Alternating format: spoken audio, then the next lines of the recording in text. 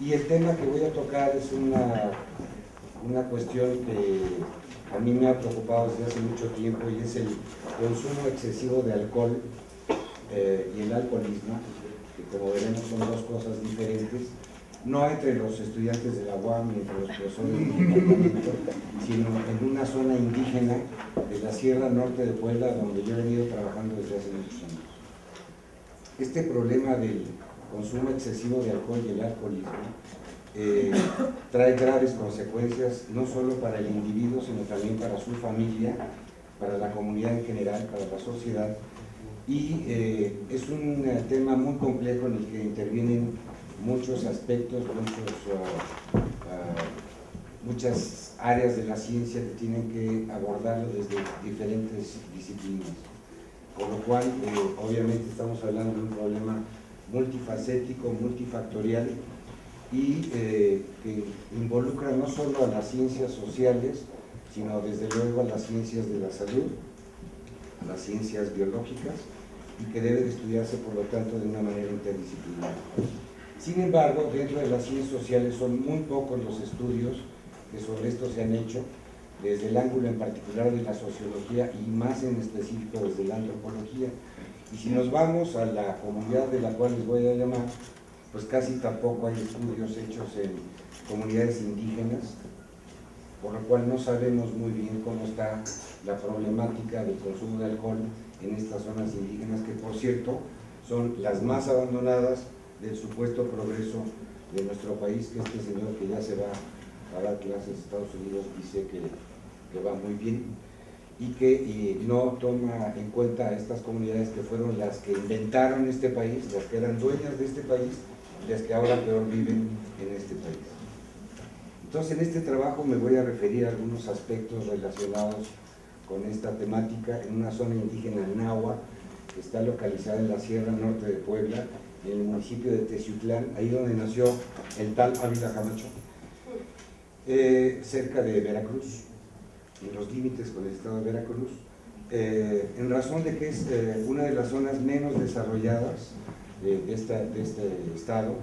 y en donde el consumo excesivo de alcohol trae consigo, como veremos, repercusiones económicas, sociales muy graves, sobre todo en lo que se refiere a la economía familiar,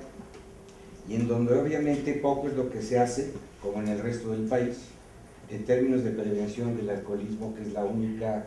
llave que conocemos, aparte de la investigación, el tratamiento y la rehabilitación, para contender con las consecuencias de este problema tan severo. Si consideramos a la población en su consumo, el índice de ingesta de alcohol dependerá directamente de los criterios normativos que sobre el alcohol se encuentren en un grupo social determinado, es decir, de las normas sociales y culturales que rigen su uso. Y es en este punto donde la investigación antropológica centra su atención. Estas normas sociales se refieren básicamente a los ritos sociales de convivencia y al tipo de alimentación y a la preparación de las comidas, a la valorización social de las propiedades alimenticias y energéticas del alcohol y a todas las cuestiones del ethos o concepciones hacia el alcohol en el papel que juega dentro del contexto sociocultural del grupo, a la luz de las variables sociodemográficas básicas. ¿A qué nos referimos en particular? Al hecho de que todos nosotros quizás seamos producto de la borrachera de nuestros padres, que ocurrió exactamente 9 meses antes de que fuéramos concebidos, y que cuando nacimos se celebró nuestro advenimiento a este país tercermundista con alcohol, y después nos incluyeron en una iglesia católica en la cual no pudimos estar insertos, para lo cual hubo una ceremonia en la que se ingirió alcohol, y posteriormente nos confirmaron que seguíamos siendo miembros de esta sacrosanta Iglesia Católica Apostólica y Romana, antes polaca, ahora austríaca, alemana, y que después, a los 15 años, a las hijas se les presenta en sociedad a ver quién quiere con ellas, igual que en las ferias se presentan a las vacas a ver a quién las compra, y entonces hay alcohol, y después se casa la chica de los 15 años, y hay otra fiesta donde hay alcohol, y luego tiene un hijo, y así se va repitiendo hasta que se muere el sujeto, y también hay alcohol, incluso después de morir y desde antes de nacer. y estos ritos de paso están permeados constantemente por el consumo del alcohol. Diversos grupos interdisciplinarios de investigadores de ciencias sociales y biomédicas han hecho varias investigaciones, pero sobre todo desde ese punto de vista biomédico o clínico o psiquiátrico o psicológico, pero son muy pocos, insisto, los estudios sobre este problema en zonas indígenas. México actualmente es un país de más de 100 millones de habitantes, muchos de los cuales consumen alcohol de manera regular y responsable, como ustedes y yo. Otros en exceso, como algunos que veo por aquí, y otros ya han caído desafortunadamente en esa enfermedad que se llama alcoholismo. En nuestro país, la investigación científica sobre los patrones de consumo de alcohol y el alcoholismo en realidad es muy reciente, no tiene más de 30 años, y el líder en esta materia es el Instituto Nacional de Psiquiatría Ramón de la Fuente Núñez, que pertenece a la Secretaría de Salud, en donde hay más de 70 investigadores, más que nada en el área biomédica, que están haciendo investigación sobre este asunto. Algunos expertos de salud pública del Instituto de Salud Pública también hacen estudios, pero nuevamente desde el ángulo biomédico y no cultural o social. Y lo que no sabemos es cuáles son los efectos que se conjugan con los graves retrasos económicos y sociales y educativos en México, sobre todo en zonas marginadas, como es el caso que yo les voy a mencionar. La ponencia es muy larga, sé que no tengo más de 20 minutos porque el director me robó 10, entonces me quedan 19, pero si a alguien le interesa, yo se las mando con mucho gusto porque tiene mucha información que voy a tratar de brincar para hacer esto más obvio. Por ejemplo, la parte de antecedentes. Yo aquí lo que hablo, lo que insisto, es que antes de la llegada de los españoles, del encuentro de los dos mundos, como dice el maestro León Portilla, o del encontronazo, como decía el maestro Gorman, o del sacrosanto descubrimiento de América, que no fue descubrimiento y que celebramos en la UAM no viniendo a clases el próximo viernes. Gracias a este encontronazo, los españoles nos trajeron la viruela, la sífilis, la religión católica y el alcohol. El consumo de alcohol no existía, bueno, y posteriormente el BBVA y el Santander, las alpargatas, pero antes de la llegada de los españoles no existían problemas de consumo de alcohol, y esto está perfectamente documentado por los cronistas de la época, por historiadores de la talla del maestro León Portilla, de Fray Bernardino de Sahagún y muchos más que yo menciono en el trabajo, en donde se cita que la única bebida alcohólica que se conocía en México era el oqui o pulque, que es un fermentado del maguey, que solamente podían consumir 3 tipos de personas: las mujeres que acaban de dar a luz, los guerreros que venían victoriosos de una batalla, porque si no ganaban entonces no tenían derecho a tomar el oqui, y los ancianos, como algunos maestros que hay por aquí, a propósito de la reforma laboral, que pues como ya se iban a morir, ya estaban viejos, pues ya no importaba, etc. Cualquier otro que fuera sorprendido en estado de intoxicación alcohólica, se le llevaba a donde está el Templo Mayor, esquina con Moneda de Guatemala, y se le daban de latigazos, ¿no? Segunda vez, se le rapaba como a Salinas de Gortari, y tercera vez, se le mataba a pedradas. Por lo tanto, no había problemas de alcoholismo en México. Punto, se acabó. Sin embargo, llegan los españoles y con ellos viene la tradición árabe del proceso de destilación que se introdujo en España en el siglo XIII y que trajo a México el brandy, que como ustedes saben es un coñac de mala calidad y que no se vendía en Europa, pero acá sí se vende muy bien, sobre todo el brandy presidente. Y entonces traen el alambique, empiezan a producir el brandy de mala calidad y empiezan a pagarles, incluso hasta hoy en día en Chiapas y en Oaxaca y en muchas otras comunidades, se les paga a los indígenas con aguardiente o con derivados de la uva de mala calidad y se les endeuda con esto para toda la vida, haciéndolos poco a poco consumidores del alcohol. Entonces aquí viene toda una parte sobre esta cuestión y qué pasó durante la colonia. Y durante la colonia, me lo brinco rápidamente, lo mismo, los grandes terratenientes tenían fincas enormes en donde tenían esclavos trabajando para ellos, a los que se les pagaba con alcohol, y Hay muchos investigadores que han hecho estudios sobre los efectos del consumo del alcohol durante la colonia y sobre todo sobre las grandes ganancias que implicaba para la corona española el pago de impuestos y contribuciones por la producción de bebidas tales como el pulque, que por cierto está en decadencia, posteriormente el tequila, siglo XVIII, en Guadalajara sobre todo, Nayarit, Colima, y más adelante de otras bebidas.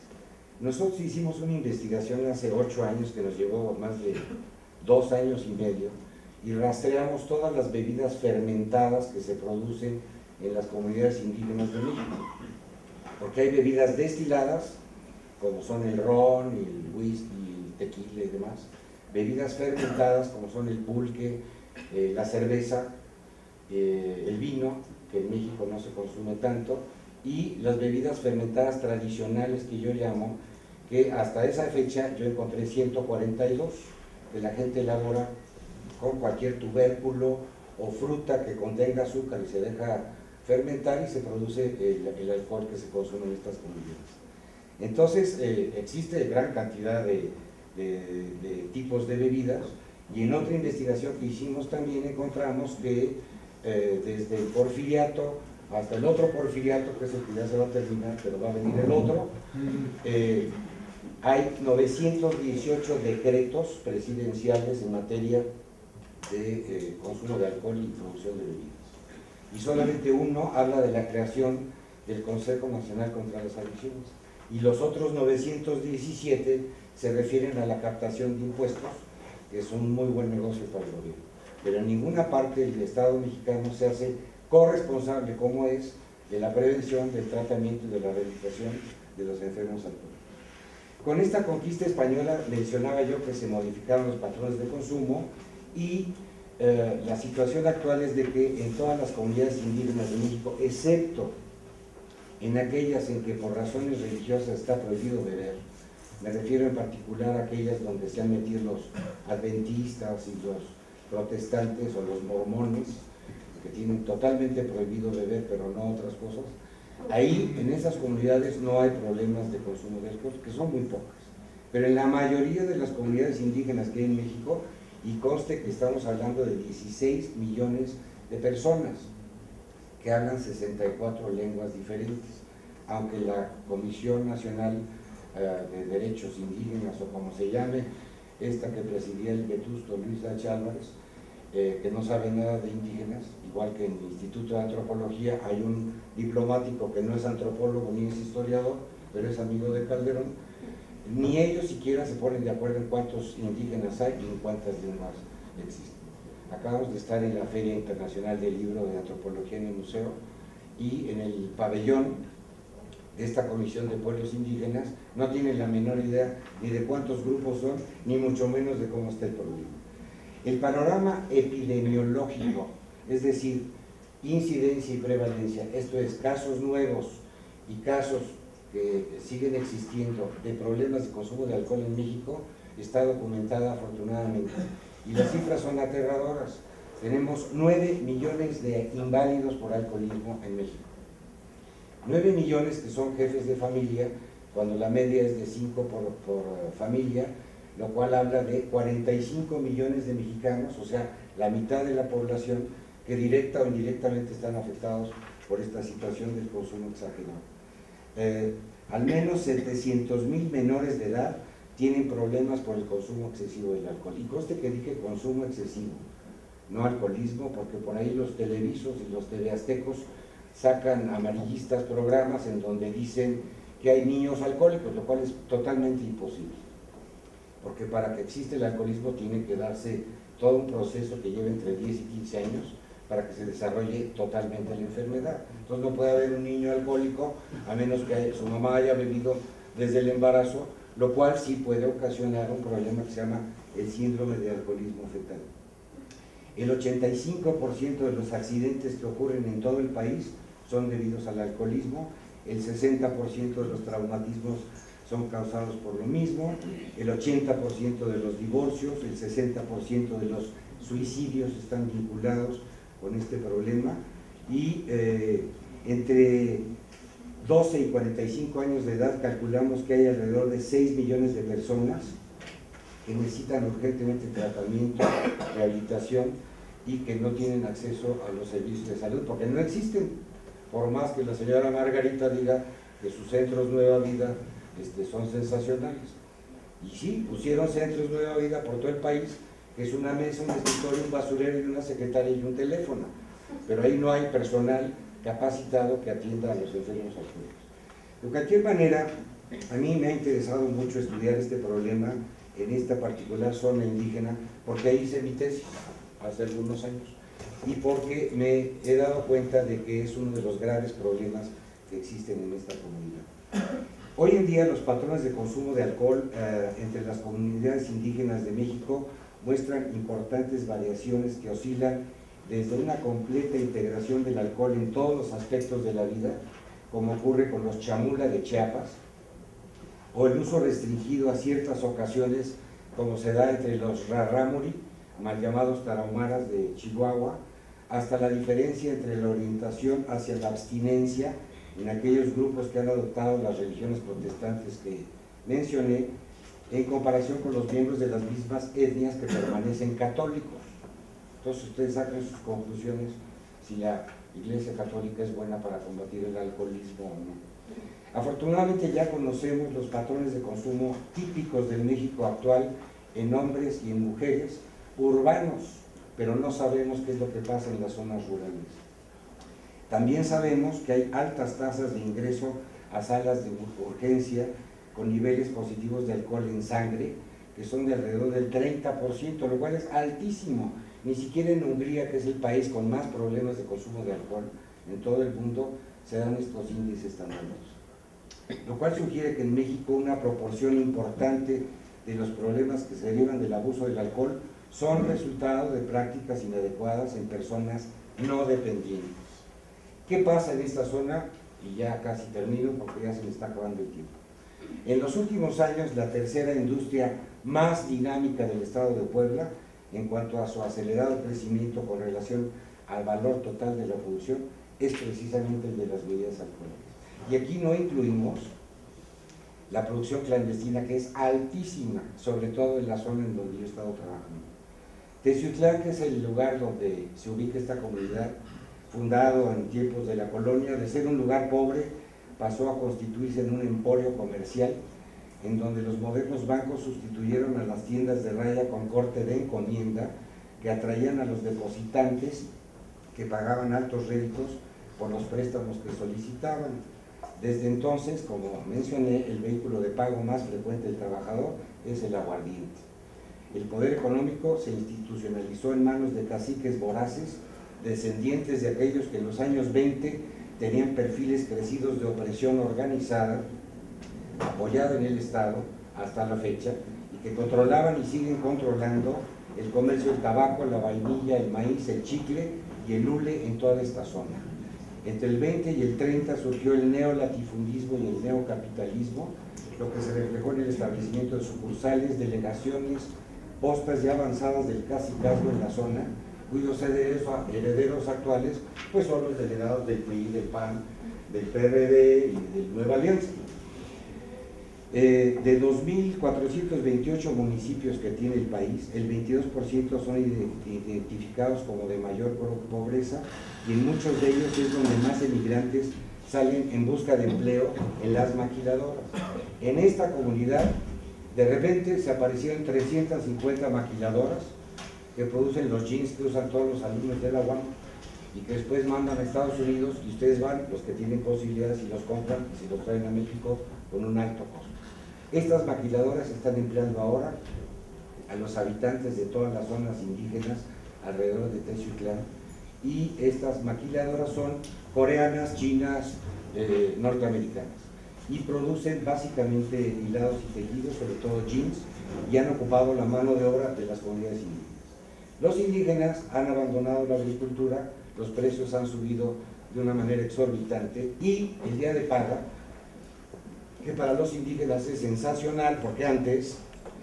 sembraban en febrero, se sentaban 6 meses a ver que creciera la plantita y después cosechaban, pero nunca traían dinero en la bolsa. Ahora tienen dinero cada sábado, les pagan en la maquiladora y se van a la cantina.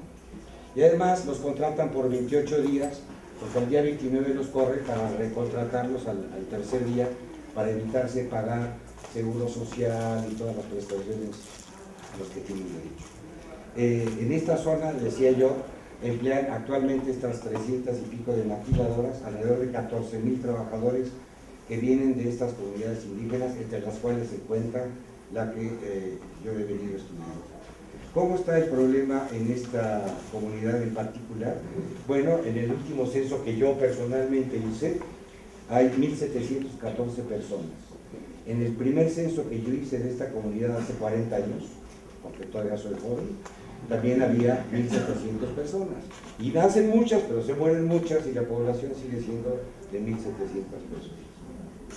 Los pobladores viven en 173 casas exactamente contadas, con un promedio de entre 8 y 11 personas por cada casa. Y en esta comunidad la bebida más común es el aguardiente, que se vende en topos, que son pequeños vasitos, así como los tequileros, de alrededor de 250 centímetros cúbicos,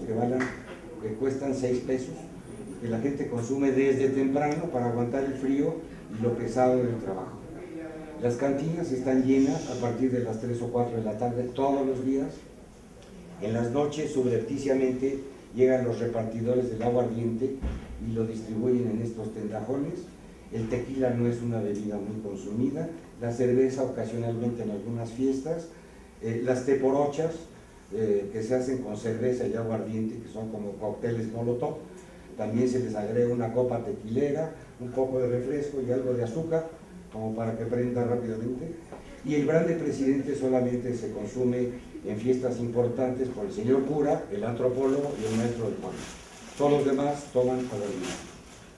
Consumen alcohol básicamente las mujeres, los hombres, y las mujeres solamente un día, el día de la fiesta del santo patrón, el 20 de enero. Ese día pueden sacar a los presos de la cárcel, meten a los maridos que quepan en la cárcel, se emborrachan todo el día y al día siguiente los sacan a los presos. El consumo per cápita de aguardiente en esta comunidad es de 1 litro a la semana, lo cual es altísimo, pero altísimo. Lo anterior implica un gasto semanal en esta bebida que implica el 10% del salario de la semana. Con relación a la cerveza es un 24%, y el consumo anual per cápita es de 24 litros de aguardiente y 237 litros de cerveza. Después les paso las estadísticas de Hungría, que insisto, es el primer país según la OMS consumidor de bebidas alcohólicas. Los indígenas han incorporado